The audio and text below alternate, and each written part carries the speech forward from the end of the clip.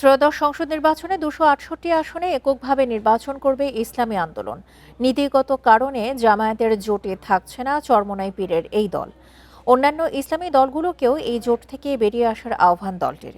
বিকেলে পুরানা পল্টনে এক ব্রিফিংয়ে এসব কথা জানান ইসলামী আন্দোলনের মুখপাত্র গাজী আতাউর রহমান। অবশেষে জামায়াত নেতৃত্বাধীন জোট ছাড়ার ঘোষণা দিল চরমোনাই পীরের দল ইসলামী আন্দোলন বাংলাদেশ। এককভাবে 268 আসনে নির্বাচন করবে দলটি। আসন সমঝোতাকালে জামায়াত ইসলামী তাদের সঙ্গে ঘৃণ্য আচরণ করেছে বলে অভিযোগ করেন দলটির মুখপাত্র গাজী আতাউর রহমান। আমরা তো কারো অনুগ্রহের পাত্র হয়ে রাজনীতি করতে চাই না। শুক্রবার প্রেস ব্রিফিংয়ে শরিয়া আইন থেকে সরে যাওয়ায় জামায়াত ইসলামীর সমালোচনা করে ইসলামী আন্দোলন। জামায়াত ও বিএনপির সমঝোতায় নিজেদের মধ্যে ভাগাভাগির নির্বাচন হচ্ছে বলেও দাবি করে দলটি। এমনকি আগামী নির্বাচন সুষ্ঠু হবে কিনা শঙ্কা দেখছে ইসলামী আন্দোলন।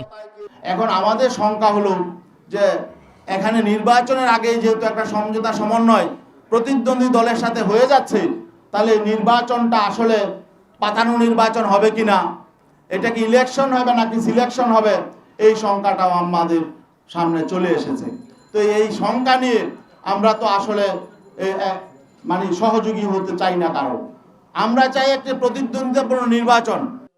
দলের মুখপাত্র জানান, ইসলামপন্থী শক্তির এক বাক্স নীতিকে কাজে লাগিয়ে রাজনৈতিক ফায়দা নিয়েছে অনেকেই। তবে ইসলামী আদর্শ থেকে ইসলামী আন্দোলন বিচ্যুত হবে না। এ সময় বাকি ইসলামী দলকেও জোট ছাড়ার আহ্বান জানায় দলটি।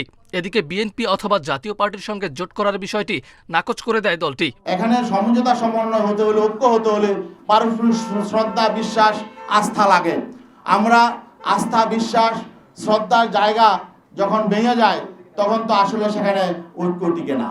এছাড়া বাকি 32টি আসনে যে দলের সাথে নীতিগত মিল থাকবে তাদেরই সমর্থন করবে বলে জানায় দলটি। মাহফুজুর রহমান মিলন, ইন্ডিপেন্ডেন্ট নিউজ, ঢাকা।